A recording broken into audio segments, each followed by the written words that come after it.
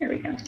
So we are going to get started with learning about open enrollment through myS2Tech. So you all are familiar with myS2Tech. You've been out there completing your timesheets each week and making sure your information is up to date. And this is another tool that you will be using through myS2Tech.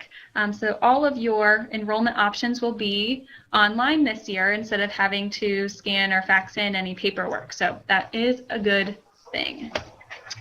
So you already know how to get into myS2Tech. There is the URL in case you had misplaced it. Just ew41.ultipro.com and you'll log in there. Now, before you access your benefits section, you are encouraged to double check your contacts section of myS2Tech. You'll find contacts under the personal category, and the reason for that is throughout your open enrollment process, you will be prompted to identify your dependents and your beneficiaries. And so if you haven't had those set up yet, you will receive an error if you try to progress throughout the open enrollment without those indicated. So go ahead and make sure your contacts are set up and people are indicated as both your dependents and your beneficiaries for the contacts section. Now, on this Myself menu, this is a screenshot that was taken prior to us going live, but as of today, you are going to see a section that's called Benefits on there. You'll be able to see your current benefits, and then there is also going to be a category called Open Enrollment. You'll simply click on Open Enrollment to open it up, and it's going to open in a new window. So this new window is going to contain a couple of different things. On the left-hand side is going to be the navigation menu. This is basically your progress bar for throughout the open enrollment. You can see About Open Enrollment is highlighted in green right now. That's the first page that we're on, and the page that you're on will highlight in green as you progress through it. Also, if you need to go back to a certain page, you'll be able to jump using that bar as well. The other thing that's highlighted on the upper right-hand corner is your Back and Next button. So these are the buttons that you'll be using to actually go from page to page throughout the process. Now, this page is very important. It contains a lot of starting information for you. You'll want to make sure to read through that. It does go over some of the things that Karen has mentioned for us today already, but it will also just give you some good reminders. There is a copy of the employee benefit guide that you can download and some other important information. So please make sure to read through this page as well as every page that you access throughout your open enrollment process. Okay, so we're going to progress next to the Verify Beneficiary Independent Information. Again, if we had been proactive with this, we would already have our contacts and our dependents listed.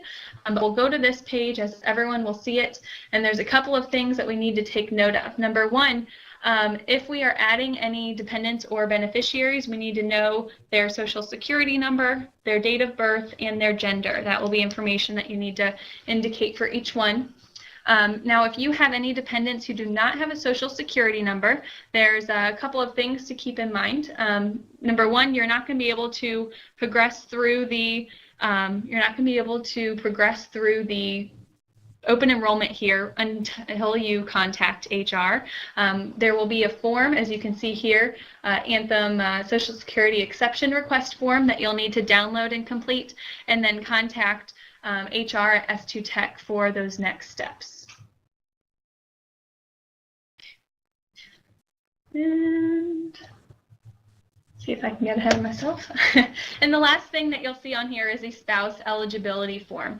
If you have a spouse who you are looking to enroll in S2Tech benefits, then you will need to fill out this form regardless of what that spouse's status is. This is true for anyone who is enrolling a spouse in S2Tech benefits. And so the next page is that spousal eligibility form. Everyone is going to see this regardless if you have a spouse or not. This is true for all of the pages through open enrollment, so you'll need to just pay attention to the options and what they mean.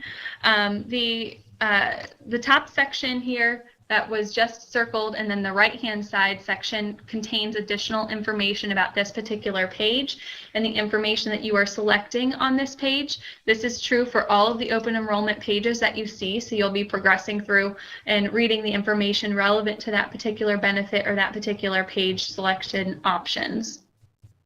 And there also might be a read more button. This is true on a lot of the pages, and if that's true, I would suggest to click that to read through all of the information. And then if it's, there might be some forms to download on there and some information to read through. But specific to the spousal eligibility, you'll see a couple of different options here. You'll see the spouse is not eligible or spouse is eligible.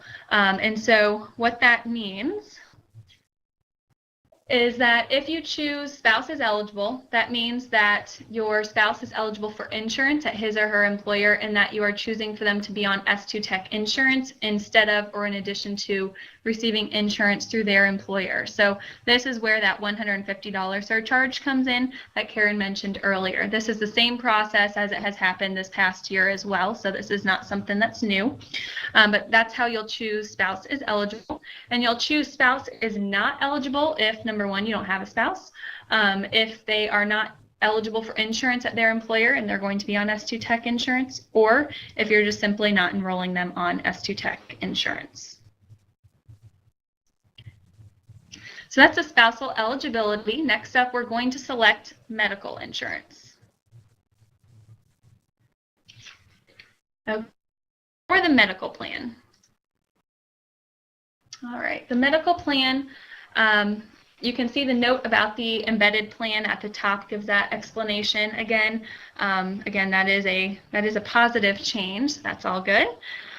This is going to show on the right-hand side our current plan options if we have any. Now, a quick note about this. This is going to show the options that you have chosen for 2016, so those that you are currently enrolled in, but it's going to show the cost of those same benefits that you have this year at 2017 prices. So this box is not a reflection of what you are currently paying out of your paycheck at this time. It's showing your current benefits at 2017 prices. So keep that in mind, but you will be able to see those options on each page to easily reference what it is that you're currently enrolled in.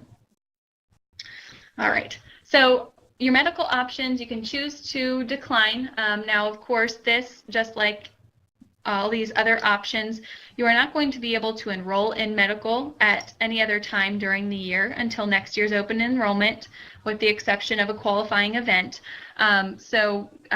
If you are electing medical, that is true for the entirety of 2017, and now is your opportunity to do that.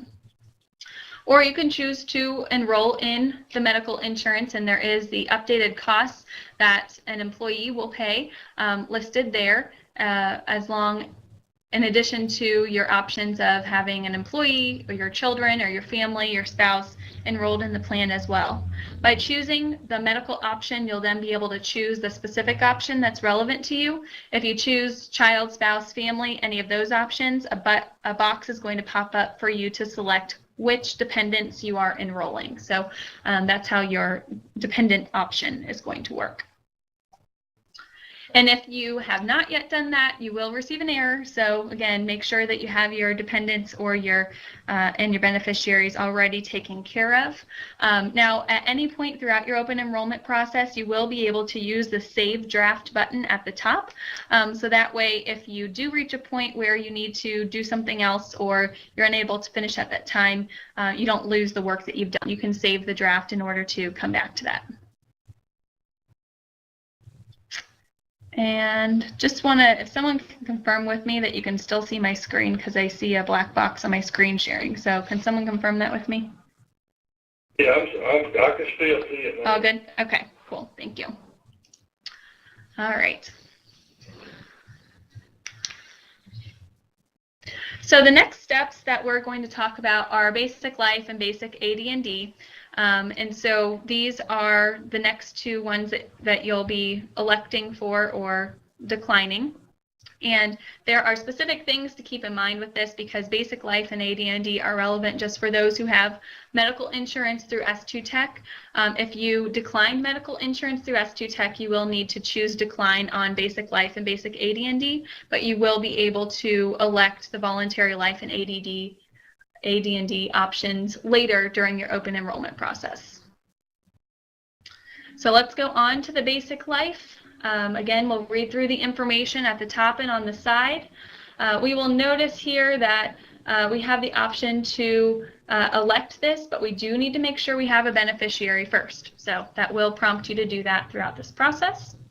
You'll see the flat amount that's listed there for the basic life. This will be true for everyone. You'll see that amount, the $2.20. You can choose to decline this, but you will receive an error if you decline if you have medical, because again, it is required if you have the medical insurance. And then if you have the medical insurance, you'll choose to elect it. It'll be the $2.20, and then you'll indicate who your beneficiaries are. You can add as many beneficiaries in your myS2Tech that you like, and for the different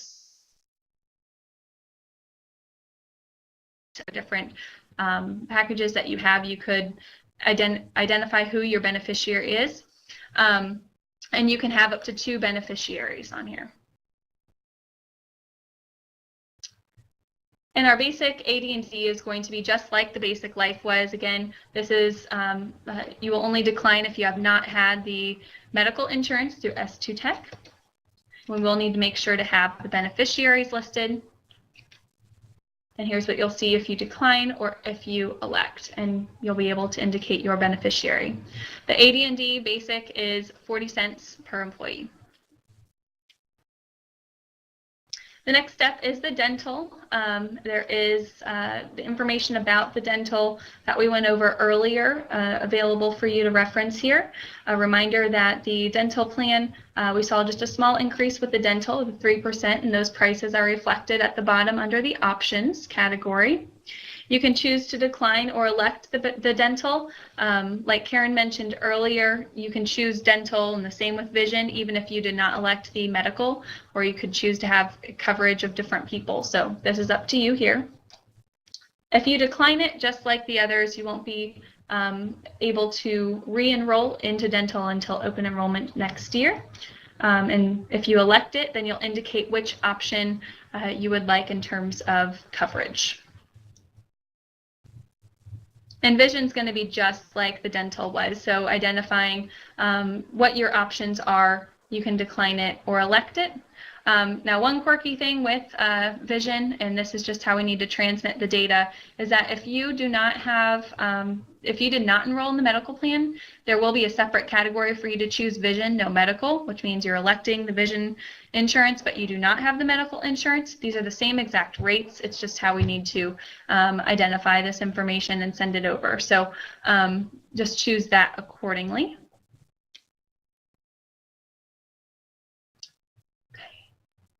Next up, now that we've got the basic taken care of, we're moving on to the supplemental life. The supplemental life, this is the category for employees. There will be a separate one for spouse and children later. So step 9 is for employee life. You can choose to have the coverage up to $500,000 or 5 times your annual earnings, like was mentioned before. You indicate in your benefit amount box how much of coverage you would like, and then based on what you indicate there, it's going to provide you with the cost estimate. Now keep in mind the evidence of insurability that will need to be completed. Everyone who's going through open enrollment is not within their first beginning time with 30 days within S2Tech. So for everyone, this should be the case where if you have not had life insurance through S2Tech or you are increasing your life insurance amount, the evidence of insurability will be relevant for you. And so we'll see that in just a minute. If you decline it, you'll just read through that message that just says that you won't be able to enroll until the next open enrollment. And if you choose to elect it, then you'll have the option to indicate your desired benefit amount. And based on what you insert in the elected desired benefit amount, it will update what your monthly cost will be. So in this example for this just test person, it's $100,000 and the monthly amount is $24. Now you'll notice that this person does need evidence of insurability, so you will see that listed there. And these, it's going to say your coverage and all that information is basically $0 until that is approved. So that's all that's saying, is that you'll need to complete that and then this information will update. The voluntary AD&D for employees is going to work more or less just like the life insurance did. You can indicate decline or electing this insurance option, and by electing it, you can also update your desired benefit amount, and it will show you how much your monthly cost will be. Again, the evidence of insurability is going to be relevant if you are increasing or first electing this benefit. Okay, so we've taken care of those options for employees. So we're going to take a look at spouse, supplemental, life, and AD&D next. Now everyone, just like they saw the spouse option at the beginning, is going to see these pages. So the same criteria pertains here. If you do not have a spouse or are not electing them into this insurance option, you will say to decline this option. Or if you have a spouse that you'd like to enroll, then you can choose the options here. Your cost will update just like it did before, and the EOI will be relevant for the spouse as well.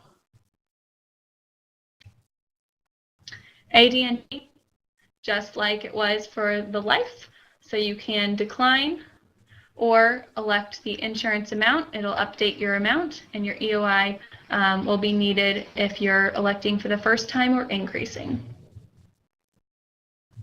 Okay, so now we've taken care of the spouses, so next up is the children for voluntary life and voluntary AD&D.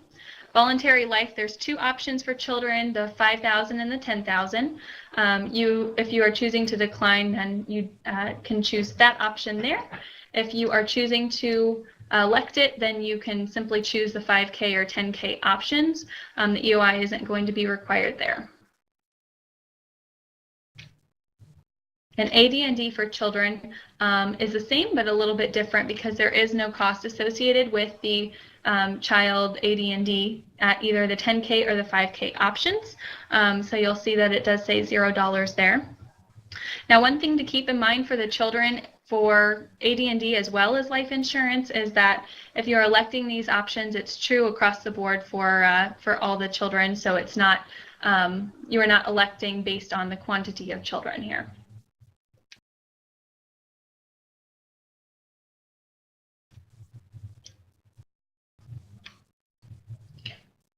So we've taken care of our family here. So back to the employee, and we're going to look at disability insurance next.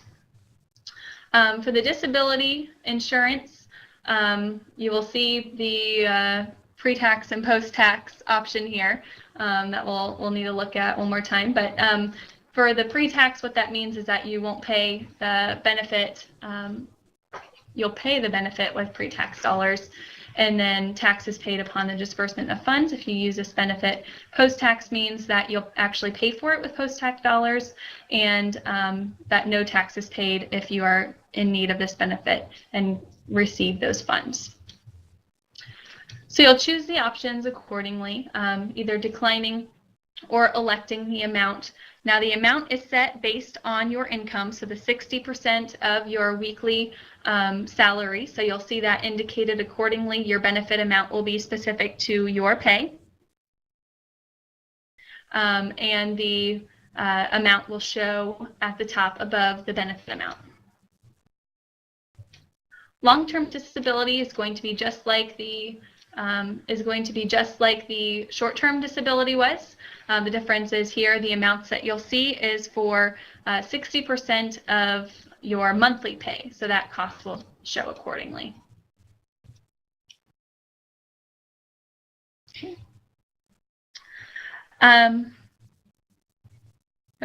One correction here on the child life and child AD&D. You will need to enroll each child, so you'll need to indicate that on that page when you elect that option. Okay. So now that we have indicated all of our benefit options, what we are electing and what we are declining, the next thing that we need to do is indicate the HSA account. So HSA, again, the change in the premium versus the HSA contribution. This would be something that you keep in mind. There are a lot of benefits to using an HSA, and we certainly encourage you to take advantage of that. You can think of your HSA also as a, rainy day fund. You don't always know when you're going to need to pay for medical costs. Unfortunately, some of that just pops out of thin air. So being proactive with your savings is certainly a good thing to do, and keeping in mind that your amount going into your HSA will be different since it's deducted off of your premium up front. So you have the flexibility to choose that amount accordingly, keeping in mind the maximums. On your HSA account, if you decline it, again, you'll simply just see a notice confirming that you're declining it. If you elect it, you'll be able to identify the amount that you would like to contribute. You can calculate this a couple of different ways. Ultimately, it comes out to the calendar year still, but you can say that you would like to have a certain amount of money contributed each paycheck, so that would be each month, and then that will automatically update your annual contribution amount, or you can indicate that you would like a certain amount for your annual contribution of 120, and the amount listed on this page is for 2016 rates, but what you'll see as you log on today will be the new $3,400 per individual and updated information there. So with the annual contribution, that's what we did here, just to be simple. We said that we would like to, over the course of the year, we'd like to contribute $120, and that updated to show us that we would like to contribute $10 per month. So that's what would be elected for us. Now, if we go the opposite way and we'd like to elect a large amount of money to be contributed, and you indicate that, say you'd like to do, okay, I'm jumping ahead of myself. So reminder of what the options are for $3,400 and $6,750 for the family and individual, and there is the $1,000 catch-up that we already learned about with if you are over 55. Now, if you choose to elect more than what you are permitted to in the calendar year, you will receive a message that is actually helpful. Again, these still show the maximums from 2016, but they are now updated. So say, for example, we elected $300. That would mean that we elected more than is permitted on an individual. And so what the system will do is give us some options. It will say, do you want to elect $300 per month until you meet that maximum and then stop those contributions? Or would you like to lower the amount you're doing each month to max out that account? And here's how much that would be. So you can update that accordingly. Once we're set up with our HSA and what we'd like to do there, we come to our confirmation page, and on this page we're going to be able to see our new benefits that we have elected side by side with what we had last year, and you'll be able to look through the things that you have elected as well as the things you have declined as you scroll down. And if you look at some of the things you've declined and think, I didn't mean to decline that, or I need to make a change, you can simply click on that and it's going to take you back to that page to make the edit that you'd like. Alternatively, you'll still be able to click through the back and next buttons to be able to go through that process as well. But once you have fully reviewed that, then you are going to confirm your changes and submit it. When you submit it, that means that it's going to be sent to HR and will be reviewed by HR, and your elections will be finalized after the HR review. So that's when that will take place. And if you have any issues in terms of the elections that you've chosen, or something doesn't look right as HR reviews it, then we'll make sure to contact you to address any of those issues. Since we are doing the open enrollment now, and open enrollment is available today through the 30th, so you've got about 2 weeks to take care of that, which should be plenty of time to read through the information and get it all submitted online since you have access to it everywhere. But since we are doing the open enrollment now, the good news about that is we are looking to get your information to you so that you'll be able to have it by the start of the plan year. So that's what our goal is and why we are doing open enrollment now and when we are doing it. That wasn't so bad. Are there questions that anyone has about the myS2Tech enrollment process, or Kim and or Susan, anything you would like to add that I may have missed? I did just want to say that whenever you're logging in to find open enrollment, it's actually under menu, and then there is a tab that says open enrollment. Mm-hmm. You can find your current benefits under the benefits tab, but there will be a separate little link that they can click on that says open enrollment. Thanks, Kim. Any questions? Okay. Well, and thanks everyone for your time today. Again, you do have access to this now out in your myS2Tech, so please go out and review it. Let us know if you have any questions as you go through it. Your main contact can just be simply hr@s2tech.com, and we'll follow up with you accordingly.